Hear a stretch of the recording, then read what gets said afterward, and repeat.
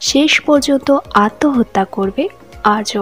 বর্তমানে আর্য এবং অপুর মধ্যে চলছে মান অভিমান পর্ব। বারবার অপুর থেকে দূরে যেতে চাইছে আর্য, কিন্তু কোনো আকর্ষণে আবার যেন কাছে চলে আসছে তারা। কিন্তু শেষ পর্যন্ত আর্য অপুকে মন থেকে ভালোবাসা শুরু করবে। আসলে আর্যের প্রথম স্ত্রী ছিল রাজনন্দিনী, যে মারা গিয়ে বর্তমানে অপু হয়ে জন্ম নিয়েছে। রিমেক অনুসারে রাজনন্দিনীর মৃত্যুর কারণ ছিল আর্য।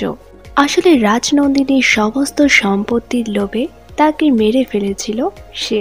কিন্তু বিয়ের পরেই সব কিছু মনে পড়ে যাবে অপুর। তার আগের জন্মের সমস্ত কথা সে জানতে পারবে, আর পরেই সে ভুল বুঝবে আর্যকে। যখন অপু সবকিছু জানতে পেরে আর্যকে ছেড়ে চলে যাবে, তখন আত্মগ্লানিতে ভুগবে আর্য।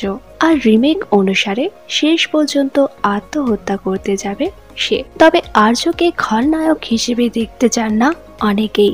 এই বিষয়ে আপনাদের কি বক্তব্য তা নিচে অবশ্যই কমেন্ট করে জানান।